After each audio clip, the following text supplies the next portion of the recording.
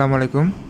আজকে আমরা ক্যামব্রিজ 19 থেকে টেস্ট 2 এর প্যাসেজ 1টা সলভ করব এবং এই সিরিজে ক্যামব্রিজ 19 পুরোটাই আস্তে আস্তে সলভ করা হবে। সো ফার্স্ট কোশ্চেন টাইপটা হচ্ছে আমাদের গ্যাপ ফিল। দেখি কি বলতেছে। 1 number, in Watt and Boulton's steam engine the movement of the dash was linked to a gear system. So কিছু একটার চলন, ঠিক আছে, কিছু একটার চলন গিয়ার সিস্টেমের সাথে লিঙ্ক করা হয়েছিল। দেখি এখন আমরা খুঁজে বের করব যে ওদের স্টিম ইঞ্জিনের মধ্যে কোন জিনিসটার চলনটাকে গিয়ারের সাথে লিঙ্ক করা হয়েছিল। সো আমরা ওই নামটা দিয়ে হচ্ছে খুঁজে বের করব। এই যে watt,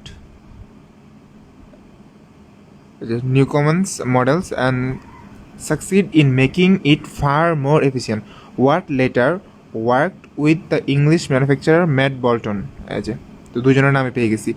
invented a new steam engine driven by both the forward and backward stroke. So forward এবং backward stroke of the piston, while gear mechanism it was connected to produced rotary motion. So কোনটাকে connect করা হয়েছে বা কিসের মুভমেন্টটাকে connect করা হয়েছে? দেখেন forward and backward stroke মানে কি সামনে পিছনের যে মুভমেন্টটা অফ দ্য পিস্টন। তা আপনার প্রথমটার আনসার কী হবে তাহলে? পিস্টন, যে পিস্টনের মুভমেন্টটাকে গিয়ারের সাথে কানেক্ট করা হয়েছিল। সো একের আনসার হচ্ছে piston. 2, a greater supply of dash was required to power steam engine. So এখন আমাদের কাজ খুঁজে বের করার কি কিসের সাপ্লাই, কিসের আরও বৃহত্তর সাপ্লাই দরকার ছিল, কিসের বৃহত্তর যোগান প্রয়োজন ছিল। দেখি এই যে পরের প্যারাগ্রাফের একদম শুরুতেই প্রথম লাইনে বলা আছে দ্য ডিমান্ড অফ কোল, এটা আমাদের পড়ার দরকার নাই, গ্রিউ rapidly during the industrial revolution. তাহলে আমাদের কিসের দরকার ছিল বা কিসের ডিমান্ডটা ইনক্রিজ হয়েছিল? কোলের বা কয়লা। So answer for B is coal. Then 3 number, before the industrial revolution spinners and weavers worked at home and in dash. বাসায় কাজ করতো এবং আর কোথায় কাজ করতো, ঠিক আছে। সো আমরা বাসায় কাজ করার কথাটা পাবো, স্পিনার্সরা বাসায় কাজ করতো এবং আর একটা কোথায় কাজ করতো। সো বাসার সাথে আর যে কথাটা বলা থাকে সেটাই হচ্ছে আমাদের আনসার। ওকে, আমরা যদি এখন আবার উপরের দিকে যাই, আচ্ছা এই যে এখানে পরের প্যারাগ্রাফে আছে textile wool prior the industrial revolution the British textile businesses were a true cottage industry with the work performed in small workshops or even homes by individual spinners. So স্পিনার্সরা কোথায় কাজ করতো? যে হোমসে পাইলাম এবং সেটার সাথে আর কে আছে? ওয়ার্কশপস। তার মানে আপনার 3-এর আনসার হচ্ছে workshops.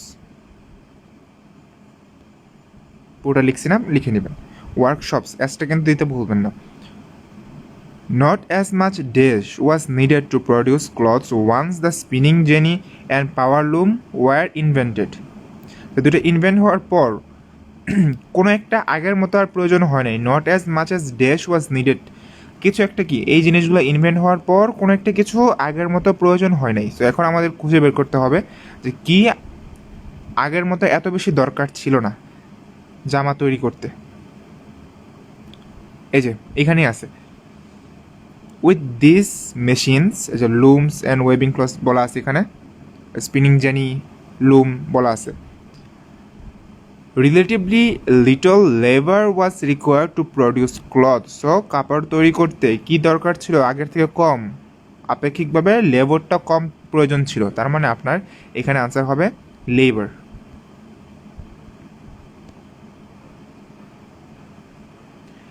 Demand for iron increased with the growth of the dash. So আয়রনের ডিমান্ডটা ইনক্রিজ হয়েছে কোনো আরেকটা কিছুর গ্রোথের সাথে সাথে, কোনো আরেকটা কিছুর বৃদ্ধির সাথে সাথে কী হয়েছে? আপনার আয়রনের ডিমান্ডটা ইনক্রিজ হয়েছে।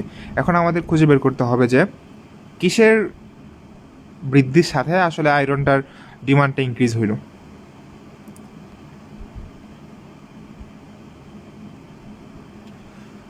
আচ্ছা এই যে ডিমান্ড, এখানে বলা আছে ডিমান্ড।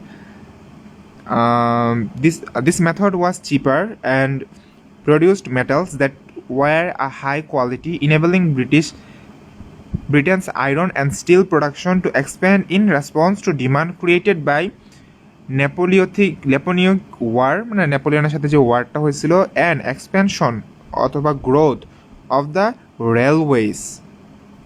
সো কিসের গ্রোথের সাথে হচ্ছে আপনার আয়রনের ডিমান্ড ইনক্রিজ হয়েছিল। এখানে পাইলাম যে রেলওয়ের গ্রোথের সাথে আপনার আয়রনটার ডিমান্ড ইনক্রিজ হয়েছিল, ঠিক আছে। So demand for the iron increase with the growth of railways.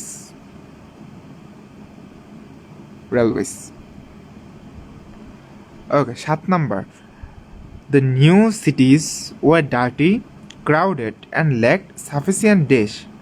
নতুন সিটিগুলো কি ডার্টি ছিল, ক্রাউডেড ছিল এবং কিছু একটার কমতি ছিল, পর্যাপ্ত পরিমাণ কিছু একটা ছিল না, ঠিক আছে। এখন আমাদের খুঁজে বের করতে হবে যে কি নতুন সিটিতে পর্যাপ্ত পরিমাণ কি ছিল না। যেটা ছিল না আমরা পাবো পর্যাপ্ত পরিমাণ, সেটাই হচ্ছে আমাদের কি আনসার। ওকে, এটা হচ্ছে যে এখানে আছে নিউ সিটিজের কথা এই নাম্বার প্যারাগ্রাফে বলা আছে যে cities, rural areas before major cities had just few decades. This rapid urbanization brought significant challenges as overcrowded cities suffered from pollution and inadequate sanitation. Inadequate মানে কি অপর্যাপ্ত, আমাদের তো ওইটাই ওখানে দরকার ছিল, ল্যাক অফ সাফিসিয়েন্ট, রাইট, মানে কি আপনার প্রয়োজনের থেকে কম থাকা বা অপর্যাপ্ত। অপর্যাপ্ত আমরা এখানে কি পাইলাম inadequate স্যানিটেশন, তার মানে আপনার সাতের আনসার হচ্ছে স্যানিটেশন। এই যে ল্যাকড সাফিসিয়েন্ট বা ইনঅ্যাডিকুয়েট একই কথা, কি ছিল sanitation.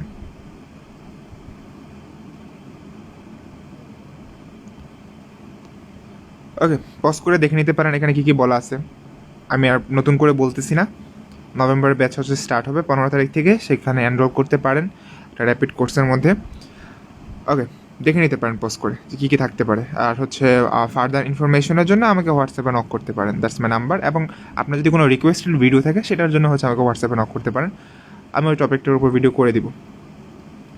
Britain's canal network grew rapidly so that more goods could be transported around the country.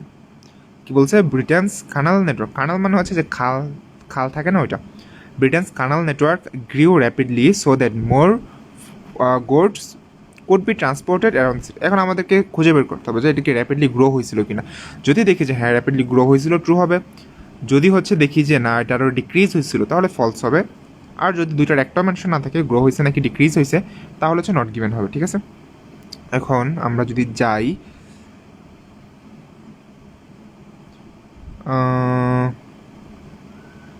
ওকে, শিপসের কথা এখানে বলা আছে।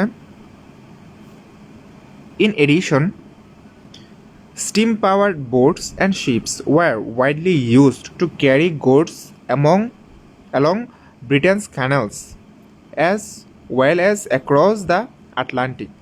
এখানে আপনার গুডস ট্রান্সফরমেশন বা ট্রান্সফারের কথা বলা আছে, কিন্তু আপনার ক্যানেলটা কি ইমপ্রুভ হয়েছিল নাকি সেটা ডিক্রিজ হয়েছিল, এরকম একটা কিছু বলা নেই। তার মানে আপনার এই আনসারটা হবে কি not given. Then 9 number, costs in the iron industry rose when the technique of smelting iron ore with coke was introduced. So এই টেকনিকটা ইন্ট্রোডিউস হওয়ার পর আয়রন ইন্ডাস্ট্রির যেই উৎপাদন ব্যয়টা আছে, কস্টটা আছে, সেটা ইনক্রিজ হয়েছিল, রোজ হয়েছিল, বৃদ্ধি পাইছিল। দেখি এখন আমরা এটাই কাজ করব, এটি আমাদের খুঁজতে হবে যে ওই কস্টটা কি বৃদ্ধি পাইছিল কিনা। বৃদ্ধি পাইলে ট্রু, কমে গেলে ফলস। দুইটার একটাও যদি মেনশন না থাকে, বৃদ্ধি পাইছে না কি কমে গেছে, তাহলে কি নট গিভেন। ওকে, যে স্মেল্টিং আয়রন এখানে বলা ছিল instead of traditional charcoal, this method was cheaper. This method was কি বলতেছে এখানে cheaper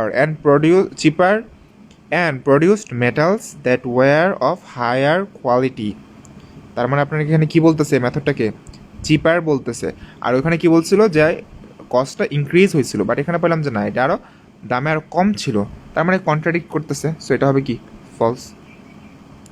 Samuel Morse's communication system was more reliable than that developed by William Coke and Charles Wheatstone. So এই দুজনের একটা বা হচ্ছে উইলিয়াম মোর্সের যেই মেথডটা ছিল বা যেই সিস্টেম ছিল সেটা হচ্ছে মোর রিলায়েবল কিনা। কার থেকে? উইলিয়াম কোক এবং চার্লসের থেকে, ওদের যে সিস্টেমটা ছিল সেটা থেকে। তো আমার কাজ হবে যে এই জিনিসটাকে খুঁজে বের করেছে সেটা কি মোর রিলায়েবল এরকম কিছু বলছে কি না। যদি পাই যে হ্যাঁ সেটা মোর রিলায়েবল ছিল তাহলে আমরা ট্রু দিব, যদি পাই যে না সেটা হচ্ছে ঝামেলার ছিল বা ওইটার মতো এতটা রিলায়েবল ছিল না তাহলে ফলস, আর দুইটার একটাও যদি মেনশন না পাই তাহলে নট গিভেন। ওকে, আচ্ছা উইলিয়াম কোক অ্যান্ড হচ্ছে চার্লস কথা বলা আছে, Samuel Morse and other investors worked on their own versions of the United States. In the United States, Coke and Wheatstone system was soon used for railway signaling in the UK.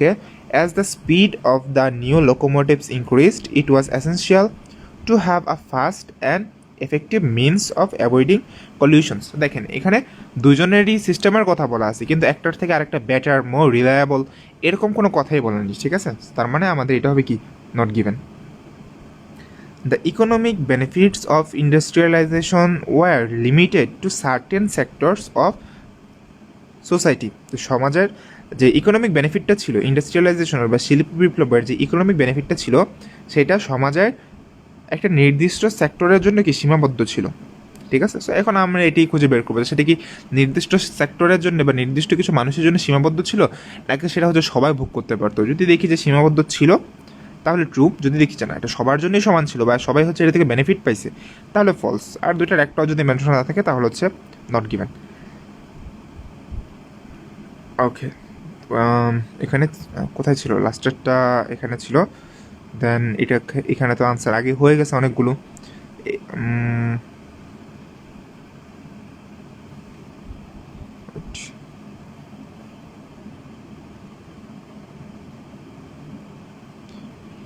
আচ্ছা economic আউটপুটের কথা বলা আছে, আচ্ছা যেখানেই although যদিও industrialisation increase the country's economic output overall and improved the standard of living for the middle class and upper class. So কাদের স্ট্যান্ডার্ডটা ইনক্রিজ হয়েছে?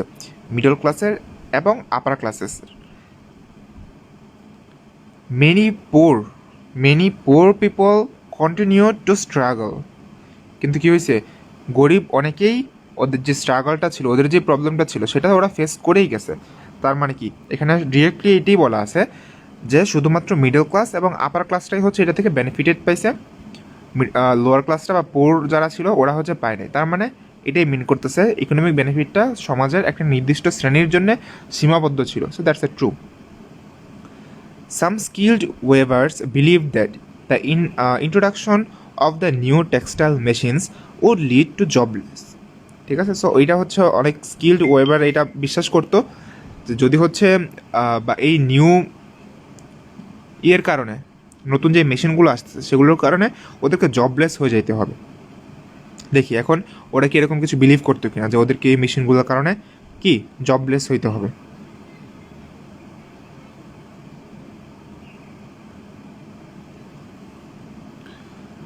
আচ্ছা, many had spent years learning their craft and they feared that unskilled machine operators were robbing them of their livelihood.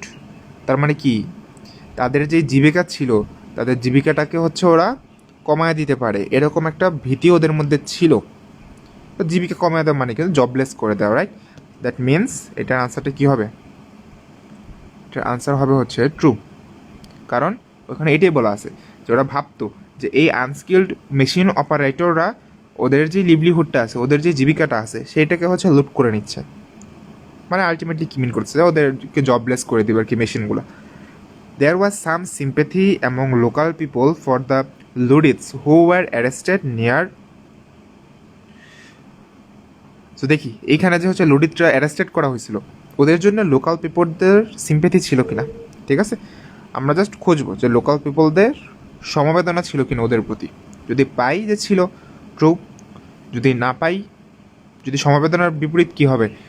Like cruelty, right? ওদের প্রতি আরও হচ্ছে like রাগ করছে, আরও হচ্ছে ওরা বিদ্বেষ প্রকাশ করছে, এরকম যদি পাই তাহলে হচ্ছে ফলস, আর যদি দুইটার একটা না পাই তাহলে হচ্ছে নট গিভেন। দেখে লোকাল পিপলদের রিয়াকশন কী ছিল। ওকে, এখানে হচ্ছে যে ওই ইয়েটার কথা বলা আছে, April 1812, when few Luddites were shot during an attack on a mill. In the days that follow, other Luddites were arrested. এই যে arrested কথা পাইলাম, and dozens were hanged or transported to Australia. By 1813, the Luddites' resistance had all but vanished. দেখেন এখানে local পিপলদের হচ্ছে reaction কীরকম ছিল কিছুই মেনশন করা নাই। সেটা কি বিদ্বেষমূলক ছিল নাকি সেটা আপনার সিম্পেথি ছিল, কোনোটার একটাও বলে নাই। তার মানে আপনার এই আনসারটা কী হবে, এটা হবে আপনার not given, as simple as that. এরকম বুঝে বুঝে সলভ করলে কোনোটাই কঠিন লাগে না।